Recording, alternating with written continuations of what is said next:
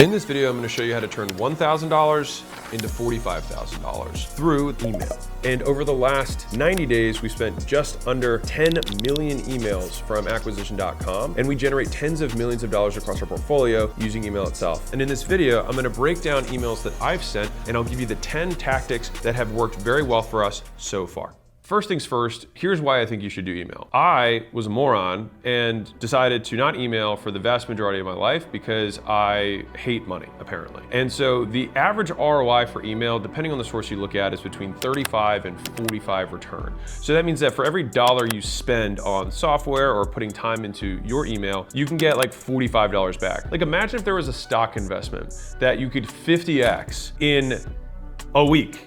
Well, that's kind of like what email is, and people still don't do it, myself included. And part of the reason that making money on email is more profitable is because you actually have already spent the time to acquire this contact. And so in a lot of ways, email is just follow-up. And so you spent the cost to acquire the lead, now you're just reminding them that you exist. And so basically the only real cost is just whatever software you use and whoever or whomever you may have to pay in order to write the emails. That's pretty much it. And so one email writer can send an email to 10 million people, and that is a tremendous amount of leverage that you get in your business that a lot of people ignore. On top of that, email is one of the most consumed media platforms, and it hasn't died down. So 61% of people check their email multiple times per day. 20% of people check it multiple times per hour. It has almost the same consumption rate as social media in terms of how engaged some of the users are of people reading their emails every single day. And what's cool about email is that it's actually uniform across age groups. And so you can see between 15 and 24, 25 and 44, 45 and 64, and 65 plus, pretty much everyone, 90% plus, or 84 the very end bracket there, read email all the time. If you're gonna master something, it's one that transcends age groups. And I'll bet you,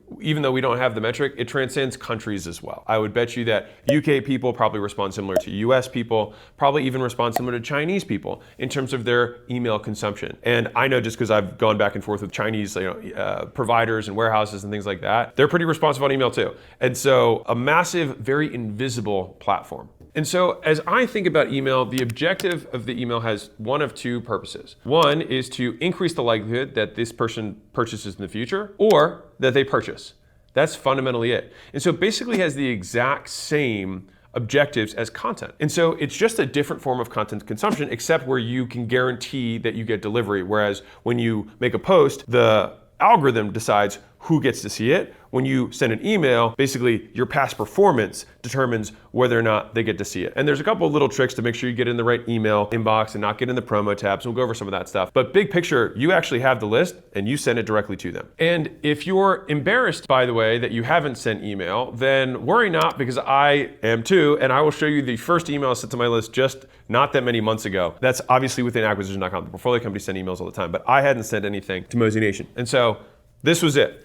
So I started with subject, is this on? And I just said that because I thought it was funny. I started with a quote that I like a lot, which is, it only takes 20 hours of focused effort to get proficient in any skill. The problem is most people waste years before they start the first hour. So I've been making content for 4 or 5 years now, and I had yet to send an email. And so that quote of mine felt rather appropriate for myself. The thing is that I think you can model something like this, like if it has been a minute for you, like you're like, I should have been emailing. It's okay, you can start whenever you want. And the day you start is the day you start getting 45 plus returns on the time and money you put into it. So I said, after 13 years of business, I'm finally going to write you. I know, wild. The fact that it's taking me this long is doubly stupid considering people think that I'm an author. And part of the reason that I actually didn't send emails before is that I'm so selective with your attention. I don't want to waste it ever. And so I would rather not send you something at all rather than send you something bad. That's number one. Number two is that I'm very picky with written word. And so if you ever see written word across any of my social channels, believe it or not, I wrote it. It either came out of my mouth or I physically typed it. It's directly from me, because for some reason I feel like written word carries more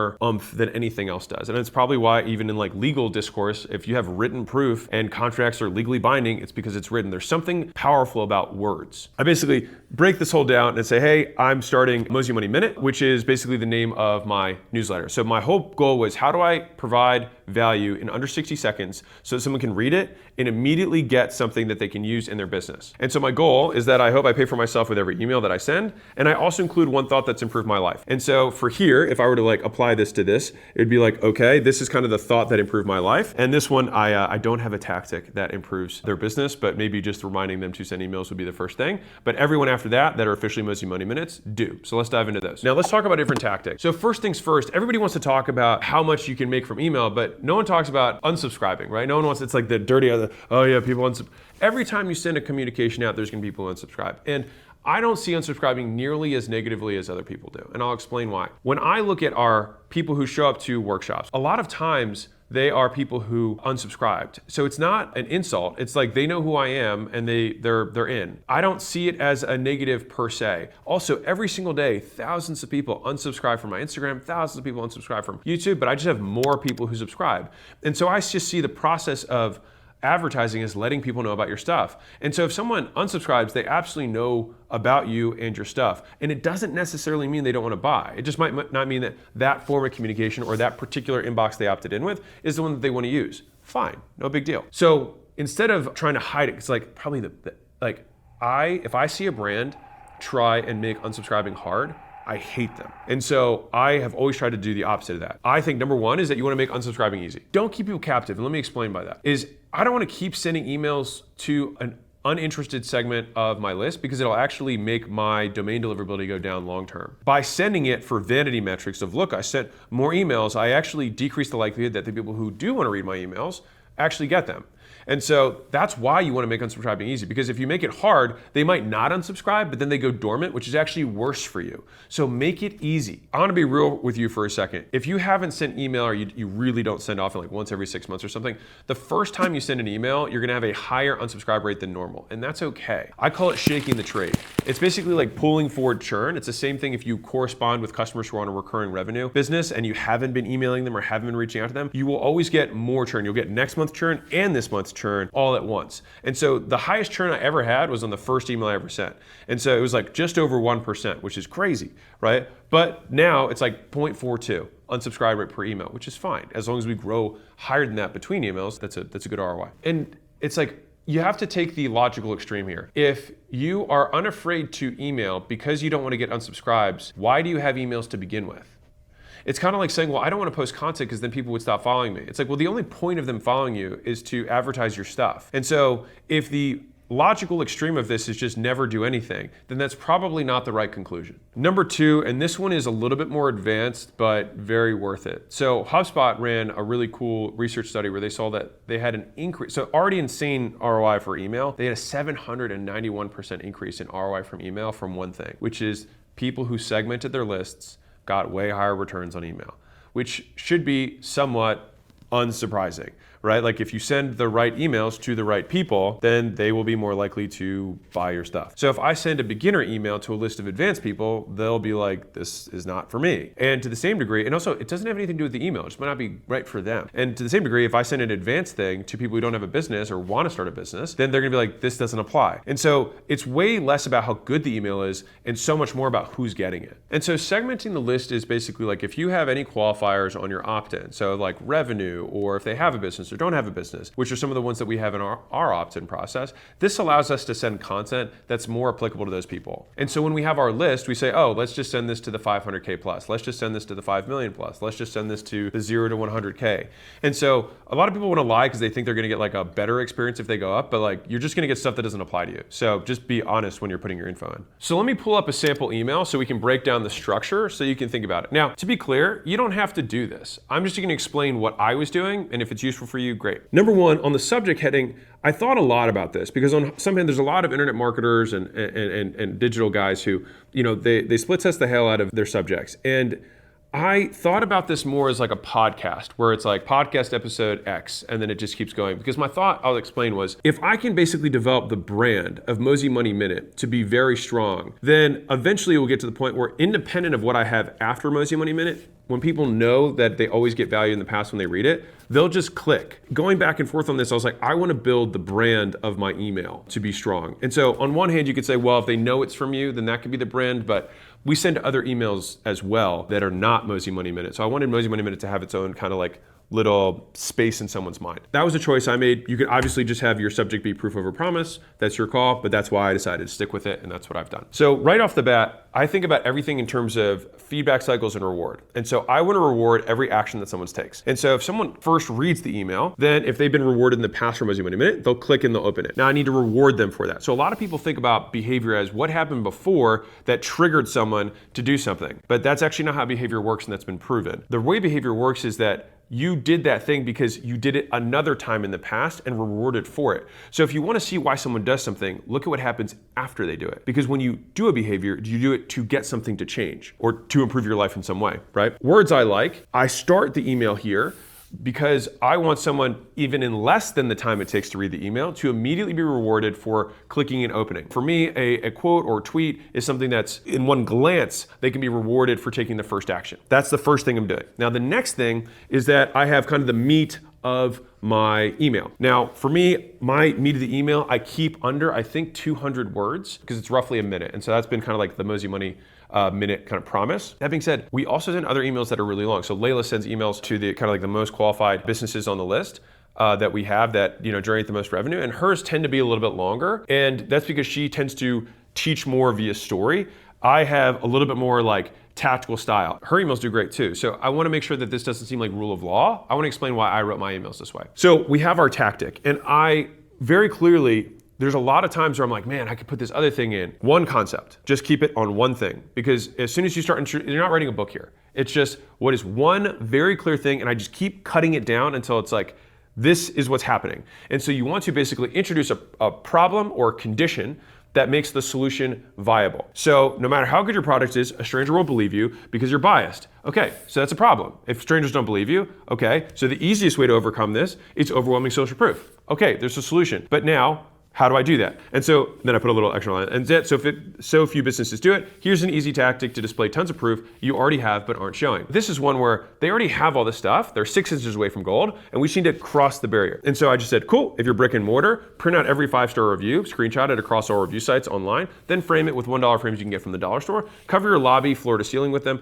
and see the PS statement for a real-world example. So that also, and that's a little bit of foreshadowing, I'll show you, for something else that we do in the email. Now, if you're online, then you read the one for online. After that, it's like, cool, I delivered my 1 minute of value that any business owner can immediately use in their business, because almost every business has a few 5-star reviews on some platform that they can immediately repurpose to get strangers to believe them more, and then ultimately sell more stuff. I have my little sign off, and underneath I have a CTA. So if, hey, if you're scaling your business, go here. If you want to start a business, go here. So this goes to Skool. This goes to acquisition.com for workshops, because that's for businesses that we're not necessarily going to do a deal with, or maybe we'll do one in the future. It's just an easy way for us to meet them. So it's just like, cool, come fly out, we'd love to meet you. Okay, so PS, I always have a PS statement in every email because beyond the headline, it's the most read part of the email. So not having a PS statement is PS stupid. So have one. The thing is that I think about this as, again, what have they just done? So they have now read my email. So I want to reward them for reading my email, and I want to encourage people to click. Because one of the things that I think a lot of people try not to do is try to get people not to click or send too many links. So sending too many links is a bad thing, so that's true. In terms of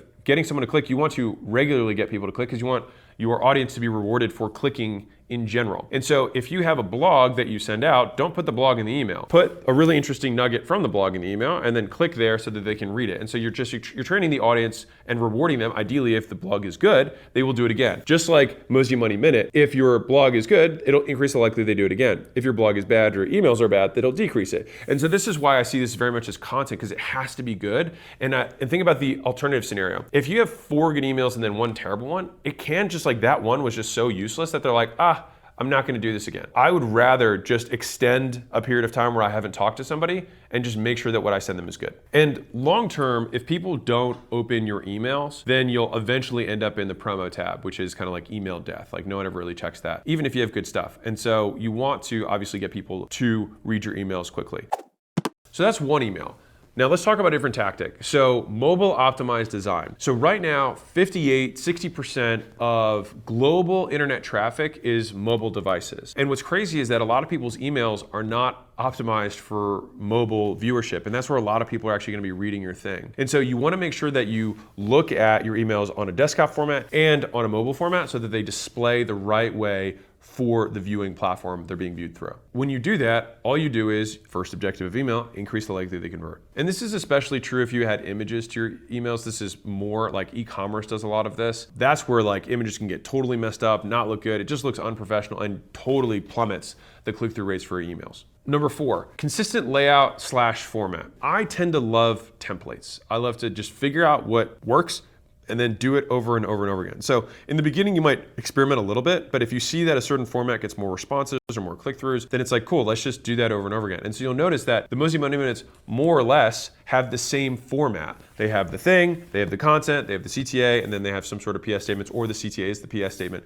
But that's included in every single one of them. I want people to know what they're going to get. Think about McDonald's. It's like, I don't want any surprises. I'm expecting a Big Mac, I want fries, I want my Coke. And so today's Big Mac, fries, and Coke is different than yesterday's, but I don't want it to be different. It's not the same burger, but I want it to still be just as good. So let's rock on to the second one. Same thing, Mozi Money Minute. 391% increase in sales from one change. Okay, that's interesting. I'd be like, I would click that. So words I like, so this is the immediate reward, ideally for them clicking. So there's like, cool, I got some value from that. And I just use tested stuff because I just use the tweets that I know that people have shared the most. And so hopefully also, you might get people who share your newsletter or your emails as well, which is kind of the point. Now, after that, I've got my content bucket. Again, this is under 200-ish words. I just try to remind people that I keep this promise. Like, that's all, kept this under a minute, awesome. Then I have my CTA, and then I have my PS statement. And so you'll notice this very common theme. So similar subject, reward them for that, meat of the content, CTA, PS statement. You can alter, like where the CTA is, where the PS statements, like these things I think you can alter around, because a lot of times I just make memes for my PS statement. I don't think there's any science around it. I just think it's fun. You can do that, or you can obviously have your PS statement be your CTA for whatever it is. All of those are kind of viable. I don't like rules in general. The fundamentals are always going to be to reward for every step in the process. So because I can provide value to you in under a minute, I'll also tell you what this tactic was. So speed to contact. So I believe in this so much, I almost started a fund of buying businesses just to implement this one tactic. So it's simple to understand. It's hard to do, but if you can do it in a few minutes. So you call leads within 60 seconds of opting in. So Harvard Business Review published a study that demonstrated an average of 391% increase in sales. 391% increase in sales. So let me ask you this. Right now, is there anything else that you have on your docket that could quadruple the sales of your business? No? Well, then that would basically mean that calling leads fast should be the first priority that you have, because it could quadruple your sales. Because if there's nothing else that can do it, then that should be the priority of the business. And if you're like, man, I don't have the sales staff to be able to have that kind of coverage, well, you can afford that sales staff with the 391% increase in sales that you're gonna get as a result. I love tactics like this that are just massive unlocks in businesses. And that's the type of stuff that we go over in our scaling workshops, which is why that was the CTA. Next tactical nugget. So optimize preview text. So this is one that I actually learned more recently for our stuff. So maybe embarrassing, whatever. Optimizing preview text for the email. So you know when you look at all of your emails, you see the bold subject, and then after that you've got like that little bit of text afterwards. That little bit of text is kind of like when you hover on a YouTube video and it shows you a couple of clips. It's preview, right? And so that preview has a big impact on how many people choose to open the email.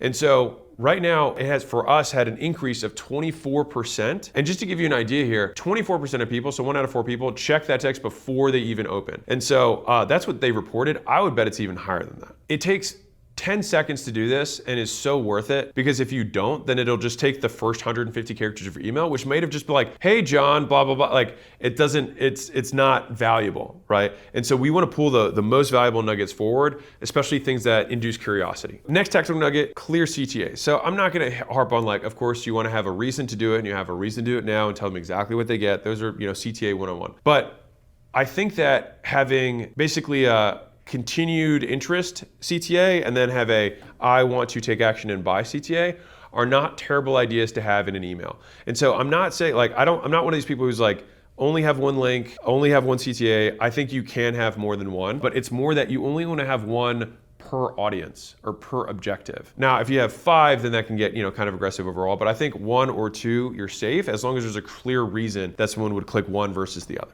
All right, let's rock another one. So Mozi Money Minute. So easy 21% profit increase for recurring businesses. So boom, reinforce. If you grow your business without fixing your problems, you grow your problems instead. Eek.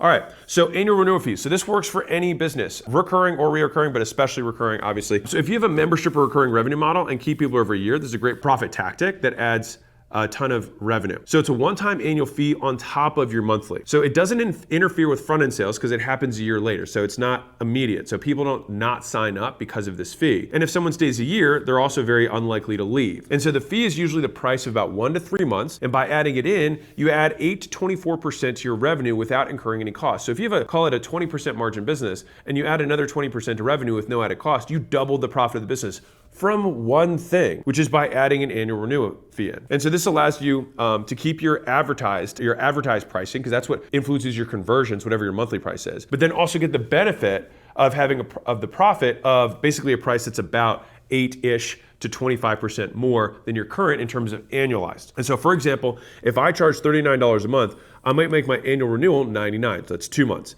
This takes my annual revenue per customer from $468 to $567. It's a 21% increase. And so it makes my effective monthly rate $47 per month. So look at the difference here. But if I had it 47, I might convert significantly fewer customers. And so this kind of blends the benefits of a lower cost up front, but gets the benefits of the higher price. And that's why it's such a cool tactic. Very effective if you use it well. So again, CTA, and then this one was a funny one, where the other ones were more tactical. This one is like, hey, here's how it's just a funny meme. So in the spirit of PS statements, if you like these types of tactics and want 60-second things that you can immediately use to make more money in your business, you can just go to acquisition.com/newsletter and you can opt in there, and I'll just keep sending you this stuff twice a week, which actually brings me up to the next point before I get to the next email, which is how often should you send email and to whom should you send it? Big picture, after talking to the best email marketers I knew before deciding to start my newsletter, number one is the perfect cadence seems to be around 3 times a week. All right, now again, I don't like rules, and if you hate rules as much as I do, then nothing is a rule. All right, you could send 2, you could send 1, whatever.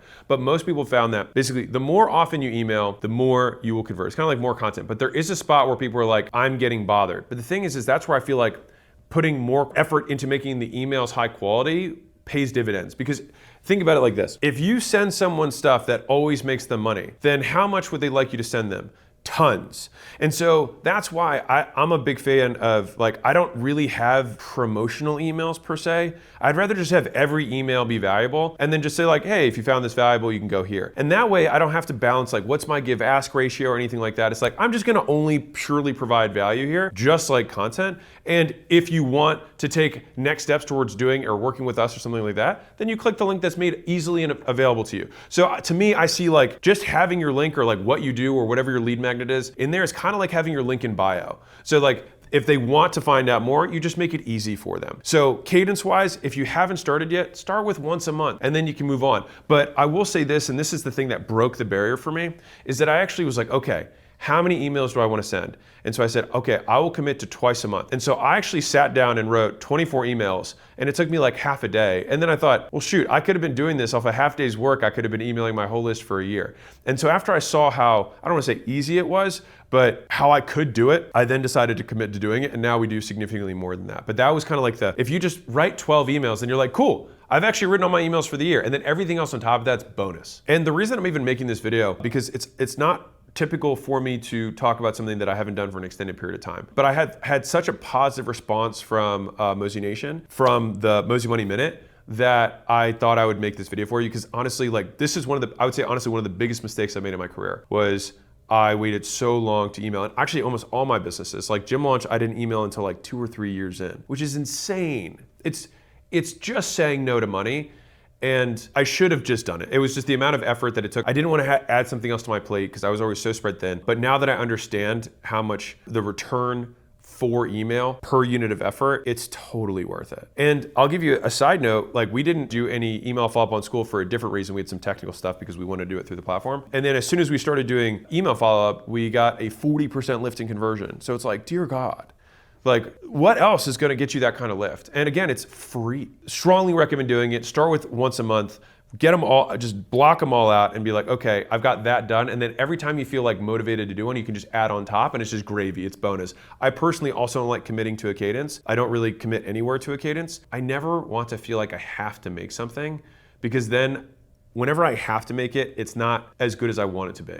And so I'd rather just have a quality threshold that if I've got 2 good ones in me, then 2 is what's gonna go out. If I've got 4 in me, 4 is what's gonna go out.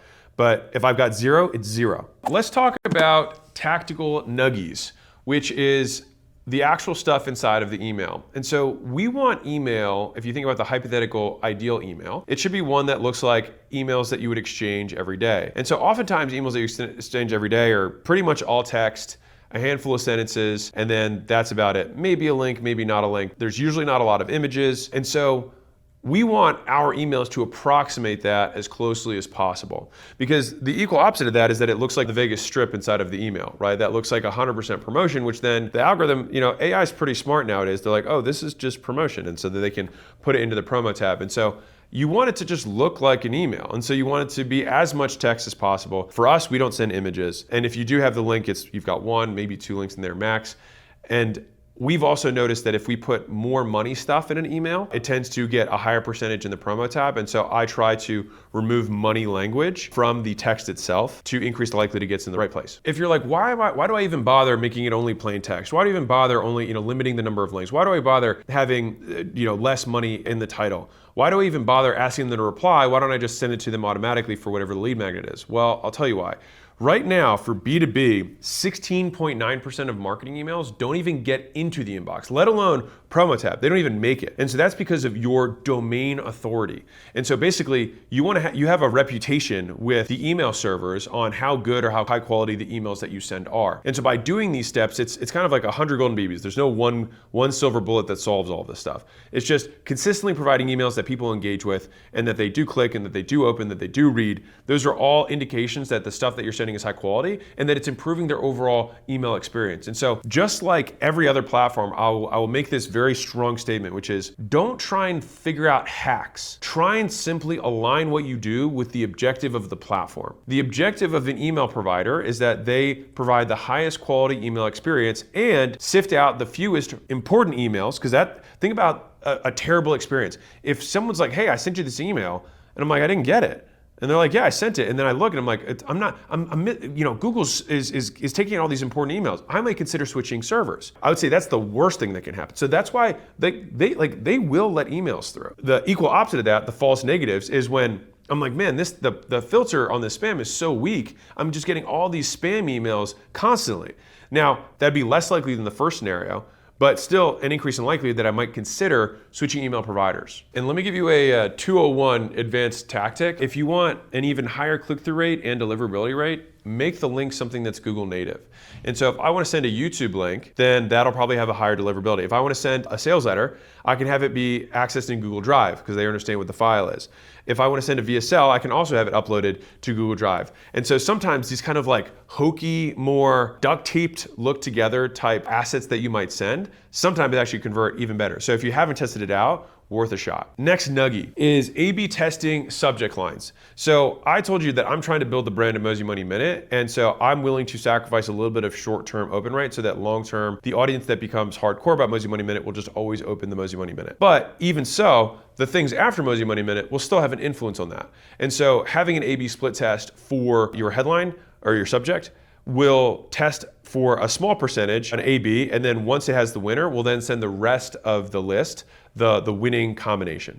And this, more and more platforms are getting intelligent about this, like YouTube does the same thing for thumbnails and headlines, because some of you guys are like, I see you're switching this out. It's like, duh, there's a split test tool. Of course we're gonna split test it. But the same thing works for email. So that's a perfect segue to, okay, well, how do I get people to opt into my list? And so what I wanna do is I'll read you the email that comes in after you opt in. And so one of the things that I do is I like to peel, like when I write my books, I always inevitably write a couple chapters that are really valuable chapters, but they don't flow with the whole book's kind of theme, but they're still really good. And so rather than just like toss them or use them as like a YouTube script, I still finish them and make them book quality, but I just peel them out and say, hey, I'll just give this to you when you opt into my list. And I have other chapters that I've written that, like, when we do our next launch, I'll have those as bonuses for doing it. And so the only people that get them though is the people who are on the list. And so I like to have little bonuses that are platform specific that give people reasons to also be subscribed there. And so it's like, if I could do something like that on YouTube, I would, but I have to do it through a link. So at least on email, I can make something that gives people a reason to sign up beyond just immediately getting tactics that will always make them more money. This one breaks the mold, but I want to walk through why I think this email is important. And so first thing is I have a little bit of anticipation. I've got a big announcement that's coming, right? And as long as you're subscribed, you're going to find out about it first. On top of that, I deliver on my promise. That's reinforcing them opting in general. And then on top of that, you want them to engage with the email. So there's a couple things here. So when you reply to an email, then remember I said earlier about the promo tab? Well, when someone replies to an email, then you kind of like get reinforced in terms of the algorithm of the server. Like, oh, this is something that they're engaged with.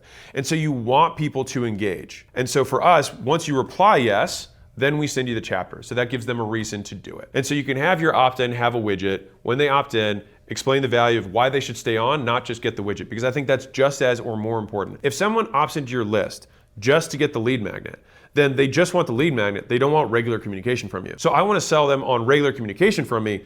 Plus, by the way, here's that thing. And I put that near the end because it's like you have their attention until you give them the immediate reward that was promised, which you obviously have to do. But I would rather say, hey, by the way, here's the other things that you're going to get that I didn't tell you about. So it's like I want to surprise and delight with the stuff that I'm providing them before I give them the other thing that of course I'm going to provide. It's like you have this tiny moment where they have huge motivation. And so it's like you just want to capitalize on it. And think about everything as reinforcement loops.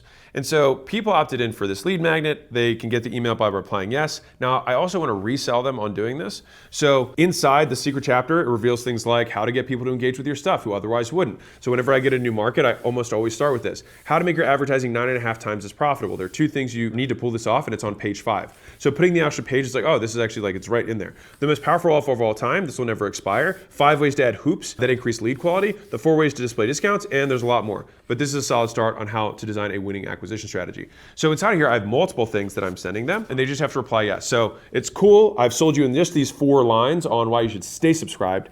And then all of this chunk is to get them to reply yes. Because even though they said they wanted it, it's like I really need them to reply yes so that I can seg myself to not the promo tab. And if you play out the alternative scenario, which is that you give a bad lead magnet or you just immediately send the lead magnet with nothing else, all right, which is both of those are I consider bad scenarios. If you send a good lead magnet but you don't sell them on staying, they'll just immediately unsubscribe or just get the thing and then just never check anything again. The other scenario is that they do follow the steps and then they read the lead magnet and say all of that work wasn't worth it. And that is like the single thing that it keeps me up at night. And so I just want to make sure that I always give a positive return on time relative to anything else someone could consume. And so if we're talking about open rates, then the next thing that you're going to want to talk about is click-through rates, because fundamentally you want them to take action. And so a lot of the market of email marketers has actually shifted towards tracking CTR over open rates. And I think the biggest reason for that was because Apple privacy laws made it very difficult to track open rates. And so I'll give you what our stats are just as maybe a benchmark. So for us over the last 3 months, our average open rate is just under 36%, so it's 35.7. And our average CTR is 8.5. So we have a very strong CTR. So I don't know how accurate the open rate stat that I just shared is. I just know that that's what we get reporting back on. But CTRs we feel very confident on. That CTR typically will get parsed between 2 things. One is percentage of all people you sent it to who took action or clicked. And then also percentage of people who opened who clicked. So it's like, okay, so if I had 100,000 people and I got 30,000 to open my email and I got 10,000 to click, then it would show a 33% of people who opened clicked, but overall I would have a 10% of the 100,000, 10,000 who actually clicked and took the next step. And so for us, because it's 8.5, it'd be 8,500 for every 100,000 that we send, which is pretty crazy. It's pretty good. And so that is what I would be optimizing all my effort for, but I'd be optimizing that over a longer period. So think about it less about each email, but think about what my overall CTR is for my emails in general, because there are some emails that you're like, you don't need to make the quote click ask as hard, but we want to balance that over time. So we're kind of like depositing before we withdraw a little bit. I'm going to give you 3 timing tactics around emails. These are all just golden babies, things that'll just give you tiny little lifts in terms of your overall performance. And so if you're sending, let's say 1 email a week, then you might as well maximize the likelihood and effectiveness of that email. And so if you're B2C, it seems like Mondays and Tuesdays tend to be better days overall. And so there's an average increase in open rate of about 18% for B2C, so business consumer. Now, if you're B2B, this is kind of interesting, it's Wednesday. That's actually the bigger lift day. And actually is about comparable to the B2C lift. So I see that as like, there's just a time period for more people that consumers are more distracted, call it, on Mondays and Tuesdays, whereas business people, B2B, are like working Mondays and Tuesdays. Like they get to catch their breath on Wednesday. Now I could just be adding a narrative to this, who knows? But fundamentally the stats are there, and this is across zillions of emails. I got that from Neil Patel. He's an awesome marketer. And so he shared that with me in terms of days. The last tactic is around what time of day. So that was days of the week, but the next is time of day. And so it seems like there's two sweet spots that occur. And one is basically right before lunch and right after lunch. So it's like 10 to noon and then 1 to 3 are the kind of like these sweet spots where they open. The first thing in the morning, I think, is typically a very competitive time because there's so many actual real business emails that they're going through that they're like, well, I gotta deal with this stuff first. If you kind of slide in those times, you tend to see bigger improvements. Now, that'll be more specific for businesses that are local. When you're across time zones, I wouldn't lose too much sleep over it. For us, we do all of our stuff off PST, but I know that I've got a 3-hour window if I'm just looking at US, and if half my audience is international, which it is, that's gonna be more relevant for the people who only transact in one time zone. So with that being said, let's look at this puppy. So this email did exceptionally well. This is Mosey Money Minute about testimonials that convert. And so the perspective, rich people buy time, poor people buy stuff, ambitious people buy skills, lazy people buy distraction. And so I put that one in there because for the week, it was a super high performer in terms of tweets. And this email also got plenty, it's so funny because I got so many tags of people screenshotting my email and putting that on their story, which amazing, right? Because normally email lists only grow from you driving it. But how amazing would it be if your email list itself brought other people in, right? And that's, at least for me, that's my goal. So the actual tactical nugget, I'll give it to you right now. So turning testimonials into ads is very profitable, but often very tough. So it's like, cool, there's a problem, right? And so the main reason is people suck at making testimonials. After reviewing all the testimonials and what separated the best from the rest, there was one thing the top 4 all had in common, which was a pain-based hook. And so these were my top 4 hooks of all time. This was just for Gym Launch specifically. So I looked over 2,500 testimonials. And so these were the top 4 hooks. So we were 2 months away from shutting our doors.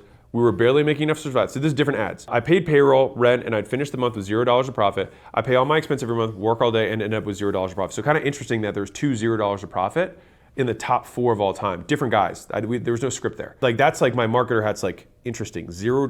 They both said $0 of profit, which I find fascinating. If those hooks, and the hook is one of the most important parts of any ad, then we should obsess about what the testimonial hooks are so we can get more people to watch them. And so then it's like, okay, so the next time you record a testimonial or ask for one, don't ask them how life was before they started working with you, because they're gonna give you this very long story. It's be hard to find a really good hook. So instead, just ask them for their worst moment. Just say, what was the worst moment? Because that's what all of these were, is a moment. And so the moments are what makes hooks. The details are what make them powerful. And so it wasn't just like, oh, we were struggling. It says we were barely making enough to survive. We were 2 months away from shutting our doors. Like that's much more visceral than stuff was hard, right? And so then, of course, we have our CTA per usual. And one of the things that I've learned with CTAs across content, including email, is a lot of people do the same copy paste CTA, or I even see YouTubers like take their mini ads and just like slice them in, they're wearing a different shirt or it's a different energy or whatever. I think that's a huge mistake. It's like if you think about the reason that you make stuff, it's to increase the likelihood that people convert in the future or to convert them now. And so if you want to increase the likelihood that they convert, then why wouldn't you just take, like if that's the most important part, short term, not long term, then why wouldn't you take the extra, minute or 30 minutes even to just like make it contextual?